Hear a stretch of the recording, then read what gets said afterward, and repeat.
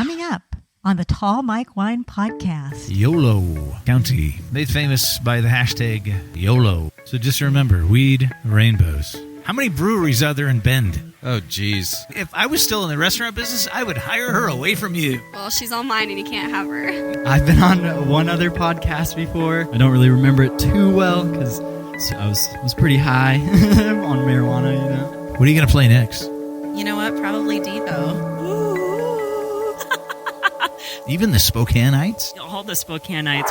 And now, the Tall Mike Wine Podcast. The cell phone has been charged. The bags have been packed.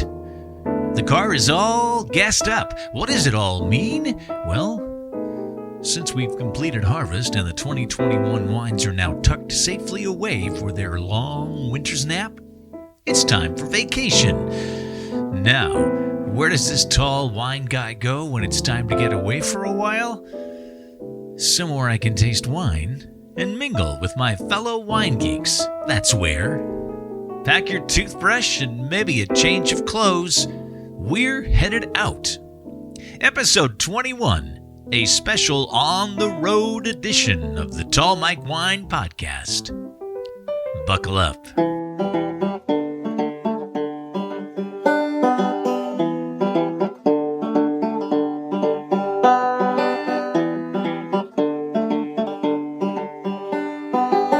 Well, I've been on the road now for a couple of hours. I believe I am in YOLO County. That's YOLO County. Made famous by the hashtag YOLO. Wonder if the people of YOLO County are getting a cut from that. I sort of doubt it. It's raining in Northern California. Not a heavy rain currently in YOLO County. I'm on the Big 5 highway, Interstate 5.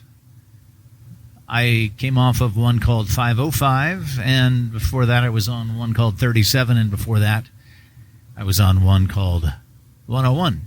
My ultimate goal for this particular leg of the journey is Bend, Oregon, which is probably 6 hours from now. Yes, I like to drive. I'm a fan of the Great American Road Trip. And yes, I have a microphone in my hand, one of the podcast microphones connected to my phone. I love the technology. I think I have a podcast because I like to talk to people, but I think I also have a podcast because I like to play with gadgets. So yes, one hand is on the steering wheel, one hand is on the microphone. And the hand that's on the steering wheel, my thumb is doing all of the acceleration and deceleration. I like the cruise control. That's the way I like to drive long distances. I'm getting caught up on a few podcasts that I like to listen to. I'm listening to Mark Maron. His podcast is called WTF. It's one of the earliest ones ever. I believe he's been doing it since 2009 when he started it in his Los Angeles garage. And later on, I probably will get caught up with Michael Moore. His podcast is called Rumble. So that's what's happening here on Interstate 5 in my car, headed to eventually Walla Walla, Washington, where I plan to talk to wine people, do some tastings, and share bits and pieces with you.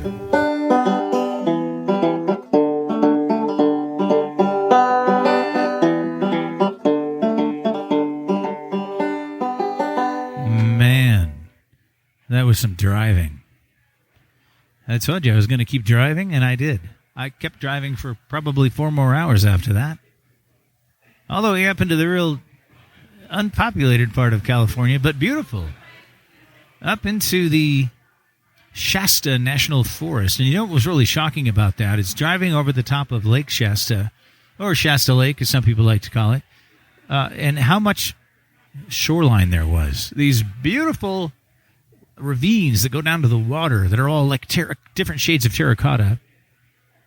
But they were so visible because there's just no water there. Also, speaking of colors, the fall colors were out as I drove through the rain on the treacherous, very wet slopes of I-5 as it goes through the mountain ranges. There were some beautiful fall colors to see. I tried not to get too distracted, though, of course.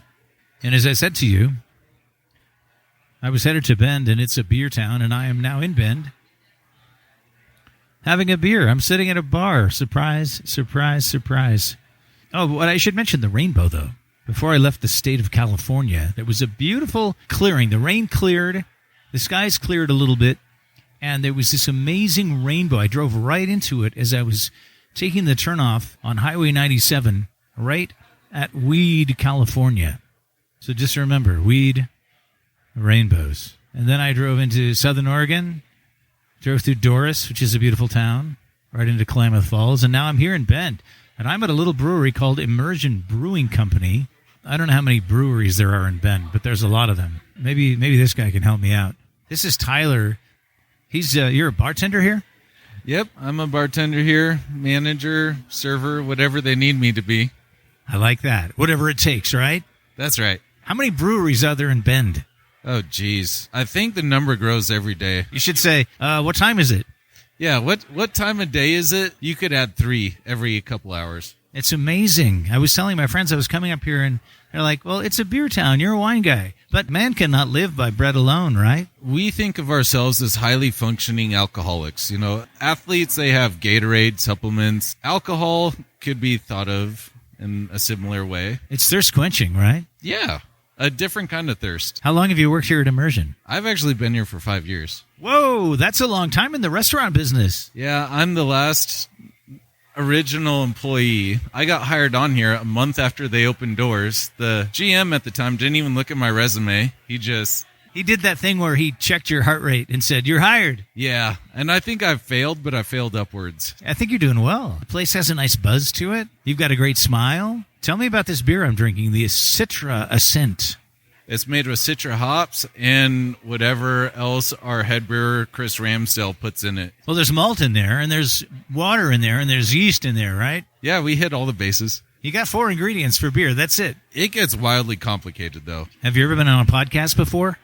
Nope, this is my first time. But you love podcasts. You just told me that. Yeah, I'm a chronic podcast connoisseur. I have 4 favorites that I pretty much have on all day long. Give me the one favorite. Drinkin' Bros Fake News.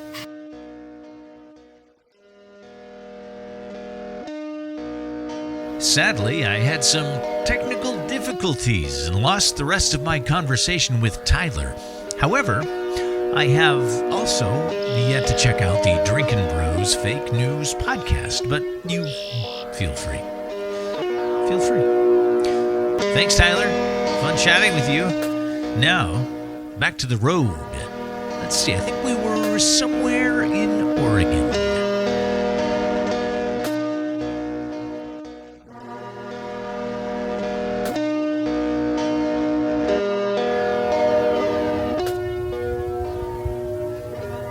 Oh, those beery nights.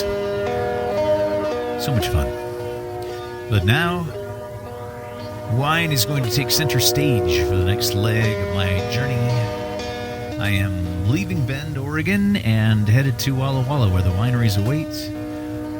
The appointments have been made, and there will be much in the way of tasting and hopefully chatting for the next few days in a row. But leaving Bend today, the rain had stopped. You could tell there was fog outside of town, but as I made my way out of town, a beautiful vista of one of the lovely Oregon mountains. I believe there are 7 major mountains in Oregon. I can't tell you what they're all called. I know Mount Hood is the big one at the top of the state. Whichever one I was looking at was beautiful. The sun was just putting a spotlight on it, and it was covered with snow, so it was glowing. And I thought, well, that's not Mount Hood because that's directly to the west of me.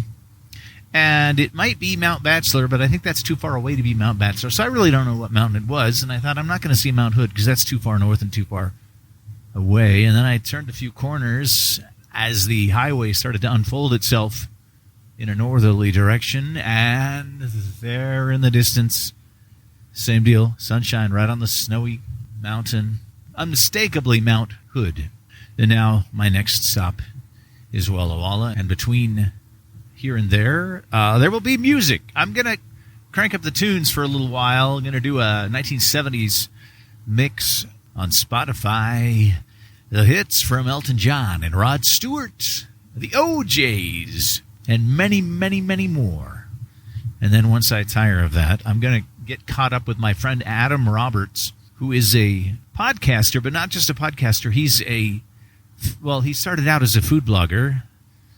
He branded himself the Amateur Gourmet back in the early 2000s and went on to work for the Food Network and wrote a cookbook. I believe he's about to write his second cookbook, or has already written it. I don't think it's out yet. Somewhere along the lines, in between there, he was writing for a sitcom in Los Angeles.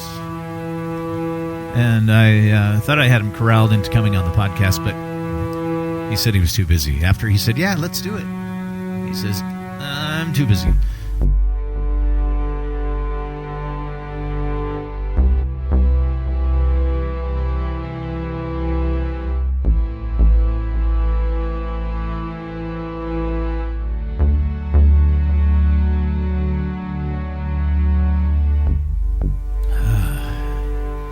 Here I am off the road after a good solid 5 hours behind the wheel from Bend, Oregon to Walla Walla.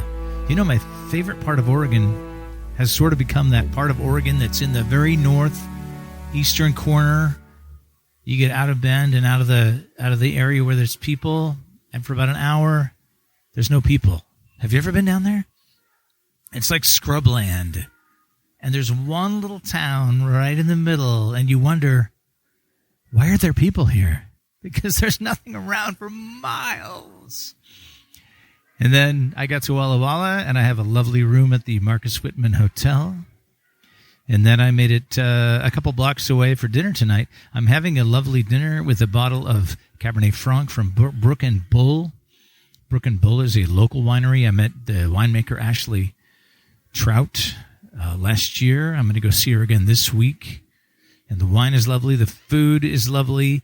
I had some beef cheeks that were so good. I shouldn't have eaten the whole thing, but I did because I'm on vacation. And now I'm just hanging. And Maddie is with me. Maddie is the manager of the restaurant. Hi, Maddie. Hello. The restaurant business is fun, isn't it? Oh, it's a blast. It's a blast. My server tonight, Lorena, is so great. If I was still in the restaurant business, I would hire her away from you. Well, she's all mine and you can't have her. No, I want her. All mine. Damn. This is a great place. This is my second time here. The clientele is interesting. There's some younger, like hipper people. There's some winery people. And then you can tell there's some like longtime Walla Walla locals here too. Oh, yeah. We get a little bit of everybody. And I mean, I love seeing everybody in here. We get women students, and they come in, and they just have appetizers and drinks, and they're with their friends, and they're just having so much fun just to be in a fine dining environment. And they get dressed up, and they like get their heels and dresses and makeup, and I love it. I love seeing it. You're teaching them how to behave in a nice restaurant, right? Oh, yes. Oh, yeah.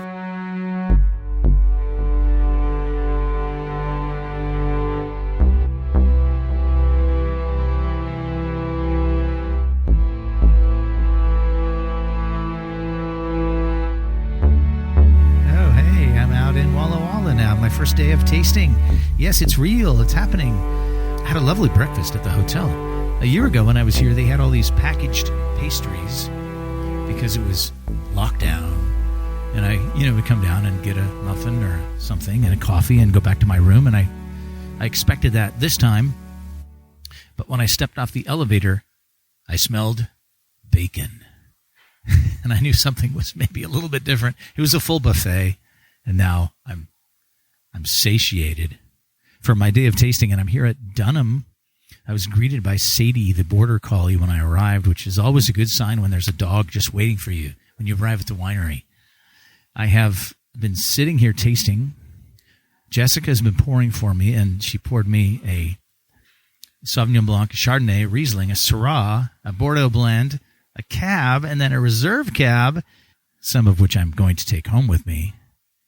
Jessica, lean right in here. Which one of those wines is your favorite? Well, I love our Dunham Cab, our green labeled Cab. It's just a good solid wine, but my heart really lives with the Lewis wine. That Lewis Cab is just everything that Cab should be. It's just It's so big. It's so big, and you said it's 100% new oak for 2 years? Yep. It's delicious. How long have you worked here? I have been working for Dunham for a little over 5 years. Thank you for talking to me.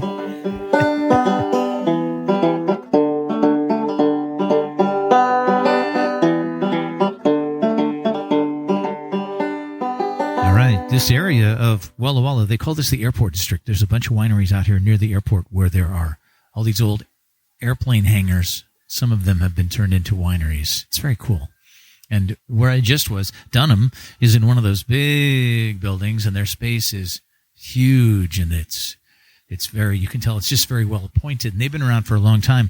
And now I'm at another space in the airport that is kind of the polar opposite. It's a small space. I'm sitting in this like entryway to the winery, and then right on the other side of where I'm sitting are all the barrels, and you can just tell this is smaller. They're newer, they're younger, they're figuring it out. The winery is called Eternal Wines, and they define eternal by lasting or existing forever without beginning or ending. It's a little bit scary sounding. They've got a great classic rock playlist going here. It's very small. I mean, there might be 4 people working here today at the most. I mean, the winemaker's here. The owner is also the winemaker. The assistant winemaker's here. And then Zach is here, who's been pouring the wine for me. And Zach comes from the coffee world. If you're really serious about coffee, you can break down the flavors in certain coffees, right? Right, correct. Tell me about the parallels between coffee tasting and wine tasting. Well, just like wine, coffee comes from like different regions. So, each different region is going to taste a little bit differently, just like in wine. And then just like wine, you can make it in such different ways, exactly like coffee. So it's kind of cool going from coffee to wine. You're tasting like a lot different things. You're tasting like caramel and chocolatey notes and vanilla notes from the coffee. And going to wine, you're tasting all these berry notes. And instead of getting all buzzed up on coffee with wine, you kind of get mellowed out. Definitely. All right, you told me something partway through the tasting, because we tasted through a couple of Syrahs, a Merlot, the Petite Syrah, Eternal Passion. As you were pouring me the Merlot, you said, I don't like Merlot. Yeah, I mean, definitely Merlot's not my favorite, but definitely still trying to expand my palate, so maybe someday I'll like Merlots. But you also said you've just started drinking the red wines recently. Right, correct. Yeah, I was really big into whites. I definitely was able to expand my palate and taste all the different ones. He has some co-fermented ones, he has some 100% Syrahs, and it was nice to be able to work here and expand my palate and start liking reds. You told me that you like listening to podcasts, and I hope you'll become a listener of the Tall Mike Wine podcast. Oh, yes, definitely, 100%. Have you been on other podcasts before? I've been on one other podcast before, but it was with my friend, and I don't really remember it too well because I was pretty high on marijuana, You're not high now, are you? I'm not, no. Okay, good. Well, you could be if you wanted to be, right? I'm all about, hey, you want to get high, get them up. I've never had the guests on my podcast come on and be, high. You'll have to try sometime. This could be a whole new thing for the Tall Mike Wine podcast. Zach, thank you for talking to me. Of course. Thanks for having me here. Yeah.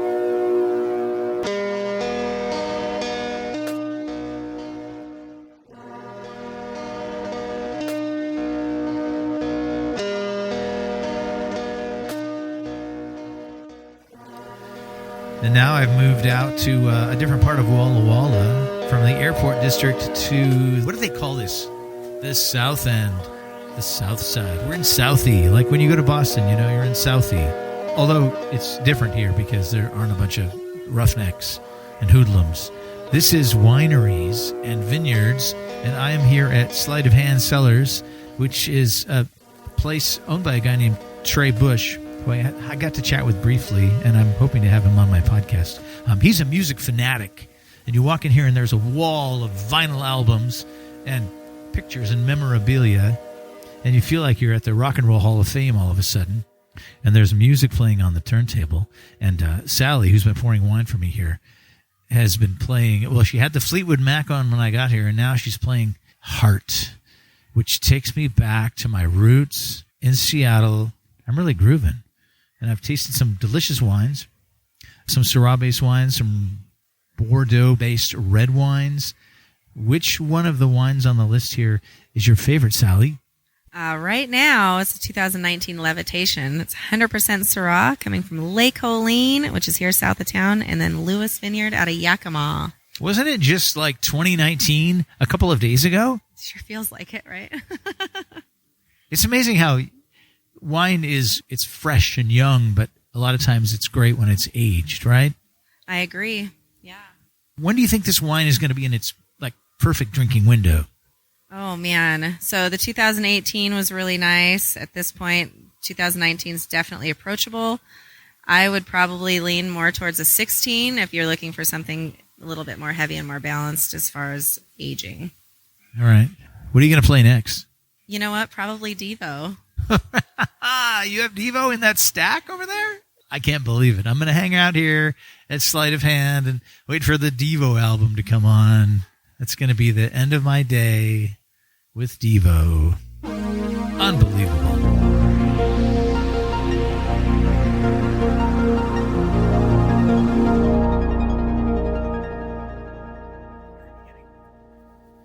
And this is day 2 in Walla Walla. Yes. Had a lovely dinner last night. French food at Brasserie 4 with my friend Cara Almberg, who was on the podcast back in May. If you want to track that episode down, it's called Cara Almberg, Wine Woman of Walla Walla. It's because I like alliterations. I'm up and around today. I'm in the south side of town where there are many, many, many wineries, and there's one that I'm visiting today, and this is the second time I'm visiting, and it's the only repeat winery that I'm hitting this year from last year's trip. It's called Brook and Bull, and it's owned and operated by the winemaker Ashley Trout, who is a very nice person. I had a bottle of her wine at dinner the other night, a Cabernet Franc, which is not available here today because it's sold out. Sorry, you can't get any. But the wines here are delicious. It's very focused on the Bordeaux varietals. Malbec is one of Ashley's real things, and there's a Malbec and a Reserve Malbec, a Cab, a blend called the Silent Ode, which sounds very mysterious and is delicious. And I'm having a great visit with the guy here who's pouring. His name is CJ, and he is not only a guy who works in a tasting room in Walla Walla, he is an aspiring winery owner. He came out here from Washington, D.C. to study winemaking at the community college here in Walla Walla. They've got a great program, very well known. And now he's making his own wine. So you're working here, and you're making your own wine. It's not really, can't call it a winery yet, can we? No, it's just a virtual brand, like a label right now. So, but there is wine in the barrels. It exists in the barrel, and a couple months it'll be in the bottle. A couple of months? Yeah. So, oh man, that's exciting. By March, we'll have some Riesling and Cab Franc Rosé. And what else are you making? Doing a Syrah, so that one's going to sit for a little while longer, but in barrel. But it'll hopefully by 2023 we'll have that out. 2023. Wine takes patience. That's exciting, though, right? Yeah, absolutely. It's our first harvest, and it's really fun time doing it, making some great wine. I just think it's amazing they moved all the way across the country to come here. It's a great community to do it. Walla Walla is awesome, just really supportive, and just the community college program out here just taught me everything I know about it. It's just a great community to kind of create a brand and a label. And the brand and label is called August Forest. And if you say it with a mask on, everybody's going to think you say August 4th, like I did. August Forest. So look for that online, follow them, and be ready for new wines very soon.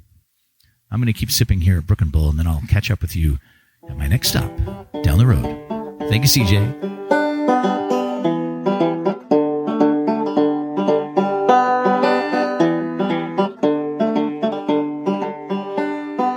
Well, I'm back in the car. I just visited my second winery, tasted some lovely Syrahs, Cabernet, Cab Franc, Petit Verdot, at a great winery called Dusted Valley. Dusted Valley. And that's also here on the south side of town. South side is mostly wineries and vineyards, and they're just all a couple minutes from each other. The wine at Dusted Valley was great. The woman I talked to was actually one of the proprietors, a nice lady named Cindy. Nice, but shy. Cindy, I told her I wanted to talk to her for the podcast, and she got really nervous.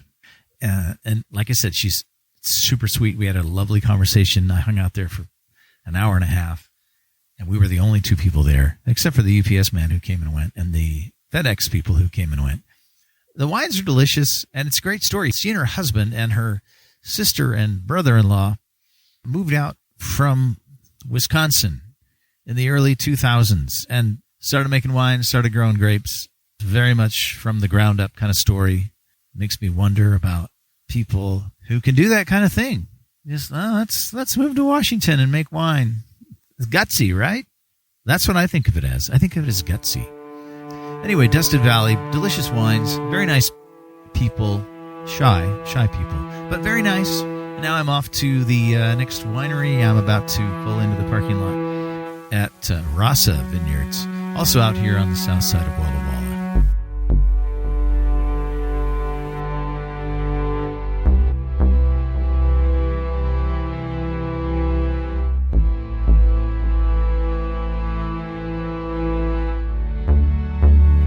All right, I'm out of the car. I'm in the third winery of the day, Rasa Vineyards, again here on the south side of Walla Walla, and I'm with the winemaker and the owner. And guess what? I finally found another guy who owns a winery and makes wine who is from India. Crazy, right? I already know one of those guys. In fact, I work for him. He's been on the podcast. If you've listened to the podcast, you know who Deepak is. We talk about Deepak all the time. Now I've met Pinto from Rasa Vineyards. Welcome, Pinto. Thank you very much. So tell me about the name Rasa. There must be some Indian thing, right? It is. My brother and I were born in India, and our winemaking philosophy is a respect to terroir, the French notion of not messing with the grape and not messing with the winemaking and kind of letting the place and the soil speak through the wine. So Rasa means terroir, it means essence, and colloquially it means juice. Rasa Vineyards really encapsulates our winemaking philosophy and our heritage. That's great stuff, man. So you make the wine, and you told me something interesting during the tasting. We just tasted through all the wines, and they're delicious. There's a cab, there's a bunch of Rhone-style blends, and the wines are phenomenal. You said that you don't necessarily use all the science that a lot of winemakers use. You use your own palate. That's correct. I'm a data guy. My brother and I have strong engineering backgrounds and science, my computer science background. So I love data, but I also don't want to be influenced with data when I'm making my wine. So atypically, when I'm in the vineyard, typically what happens is winemakers will get sampling of grapes, put them in a baggie, and then run some numbers, or they'll walk around with a refractometer. I don't do any of that. I'm in the vineyards all the time, and when I feel the grapes are ready, that's when we decide to pick.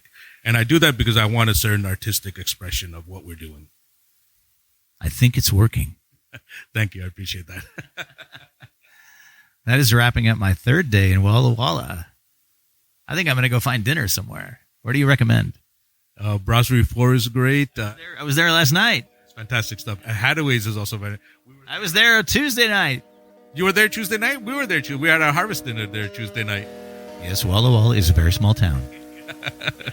Yeah, we had some great wines. Too bad we didn't know you then. You could have come by. Damn. Timing in life is everything. All right, I'm wrapping it up for the day.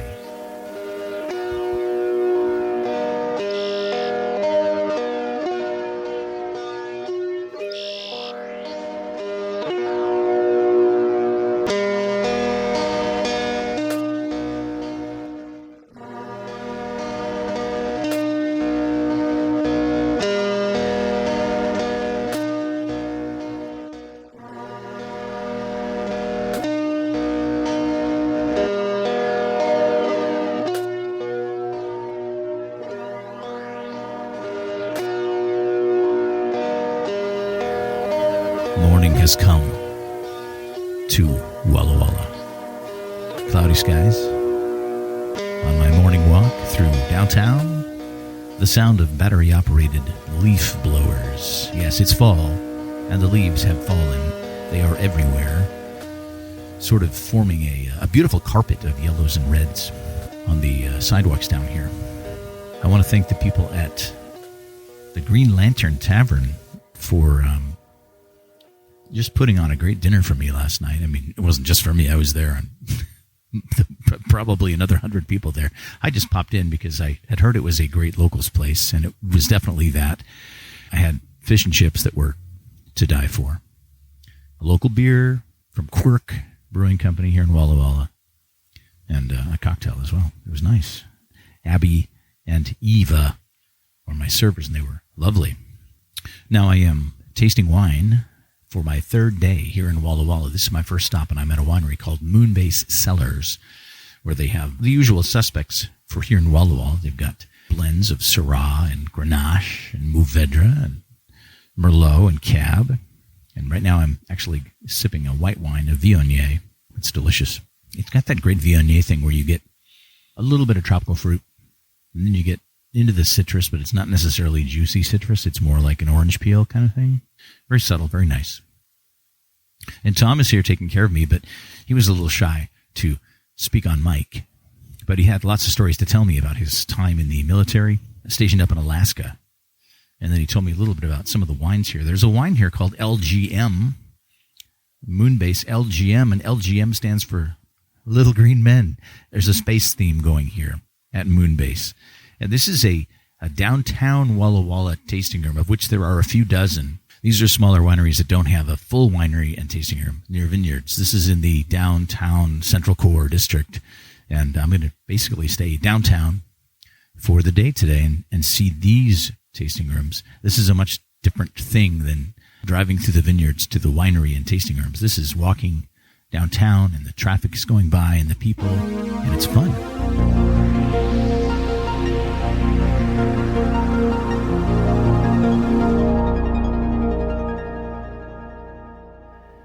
All right, it's now the afternoon, and I believe it has started to rain. There's a little bit of rain falling. You know what's funny about being here in Washington State versus being in California is when it starts to rain here, everybody goes, it's raining. And in California, everybody says, oh, we need the rain. Grab the buckets.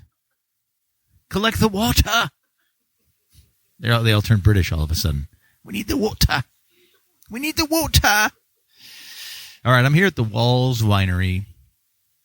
And this is sort of what my whole trip to Walla Walla, the driving for 2 days, the tasting for 2 days, has led up to, because it's my first encounter tasting wine face-to-face with somebody who, if you listen to the podcast, you know she is the wine woman of Walla Walla, Washington.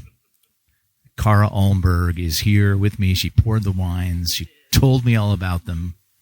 So I tasted a nice white wine, a kind of a Rhone blend of whites, some reds, mostly Rhone varietals, some Syrahs, some Grenache, all thrown into the mix. One Tempranillo, which was the wild card, which is awesome that they're making a Tempranillo here at the Walls Winery. And then a second label they've developed called PÁŠXA, which don't try and spell it the way I say it, because it's not spelled that way. It's different. I'll put it in the show notes, okay? Hello, Cara. Hello, hello. How's it been going since May when we talked on the podcast? It's been insanely busy, nonstop, which is great. Crazy busy. We got done with a remodel, and we're just hosting away, pouring wine, dishing out wine. So there was a busy summer season. Very busy. Very, very, very busy, yes. And then this weekend, I guess when people are listening to this, it'll be after this coming weekend, because I'm going to edit this. But the weekend that we are about to hit here in Walla Walla is some special thing, right? What is it? It is fall release weekend. Woo! So it's just a crazy busy weekend. It's when you pick up your allocation. It's when you do all the tastings. It's when the winemakers' dinners are here, club dinners. It's special barrel pours. The town is buzzing. This is when people from like the population centers, Seattle and Portland, descend on Walla Walla. Yes, very much so. Boise, lots of Spokane. Yes, everyone comes out of their little hut and visits. Even the Spokaneites? All the Spokaneites. It's kind of crazy. I feel like Spokane is getting out of their shell. They used to be kind of this ugly step sibling that you had to deal with, but now they're becoming like beautiful and blooming, and then they're coming out of their shell, and they're just... That sounds like they're becoming a beautiful swan from their previous incarnation as the ugly duckling. Yes. Yes. All right, I'm going to put you on the spot now. Of these wines that I tasted, and I tasted 7, which one is your favorite? Oh, God. My all-time favorite, and everyone knows it, is the 2019 Gaspard Syrah from Red Mountain. But if you had to, trap me on an island, it would be the 2018 PÁŠXA Grenache because of just how insanely good it is. Okay, so on the current issue of the podcast, my most recent guest, we talked about the concept of the desert island wine because it's something people use. They say, what's your desert island album list, or your desert island this, your desert island that. There'd be problems with wine because first, it's a desert island, so it's going to be hot. You want white wine. How are you going to keep it cold? I'd probably dig a huge cave in the sand and just store it all there. I think you would just tie it to a big rope and put it in the water to keep it cold in the ocean. But the other thing I thought, if you're on a desert island, maybe you should just be spending more time thinking about how to get off the island. True, very true. Stop wasting your time. Thank you so much for pouring. It's been lovely hanging out. I'm going to wrap up the tasting here at the Walls and move on to my next destination. Yes, I have one more today, which will be my last tasting here in Walla Walla, and I will talk to you from that location.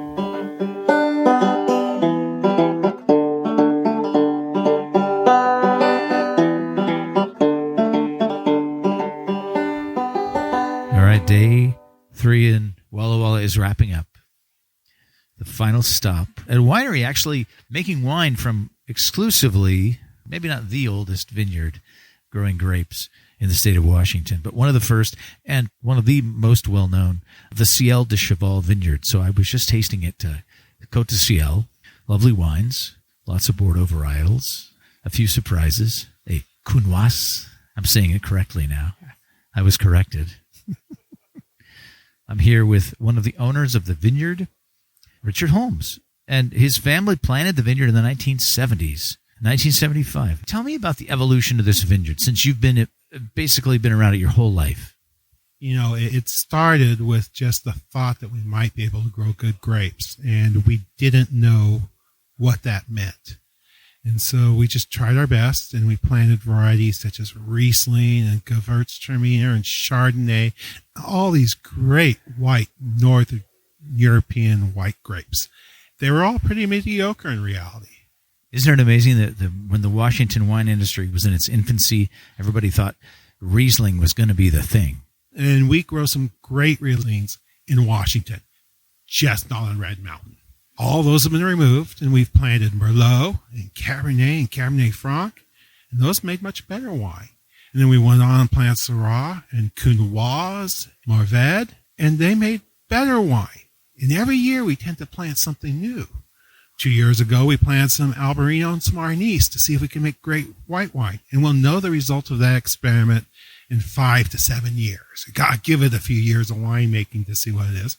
We've even planted a Northern Napa Valley grape that most people don't grow anymore called Charbono this last year. And we'll see what that turns out like in an even longer time frame, 9 to 10 years. But where we're at today is we're closing in on 50 years of operation. And that would put us in Roman times if we were growing in France. We've got another 1,000 years of experimenting, growing grapes, making wine, yanking mediocre producers out to really find our destiny. I probably won't be alive when we figure that destiny out, but maybe my grandchildren will be. You're blowing my mind a little bit here, Richard. We need to think about the place in long term. It's not about us, it's about the place, and it's about us learning what grapes we can grow and truly express something unique about that spot. I don't know if it'll be 1,000 years for us, but it was for Europe by and large. And, you look at some of the most popular grapes in Bordeaux, they really didn't even grow them till 300 years ago. We got a lot of learning. We got to figure out what we can grow, especially as the climate changes, what we can grow going into the future, and what's going to make a truly unique, distinct wine. You grew grapes for a long, long, long time before you actually opened a winery. Why was that? We view ourselves as primarily grape growers. We grow grapes for 36 other wineries in the state of Washington. When we started looking at doing the winery, we started to look at because we wanted to understand what our winemakers thought of our grapes. And we gradually came to the conclusion that the only way to do that was to become winemakers ourselves. And that's enlightened us in many respects. We have ripped out plantings that we've had, planted new clones, almost completely eliminated several of our white varieties just because we started looking at it and understanding it from their point of view.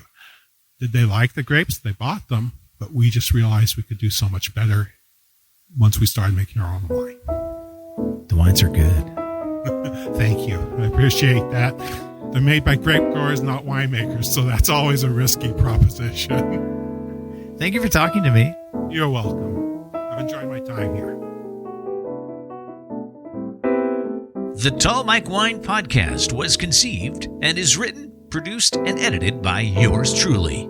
For feedback, to ask a question, suggest a guest, or request your own set of Tall Mike Wine Podcast coasters, send me an email to tallmikewine@gmail.com. Follow me on social media at Tall Mike Wine.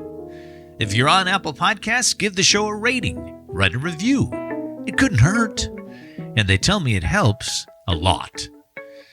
Thanks for tagging along on my vacation to Walla Walla, Washington.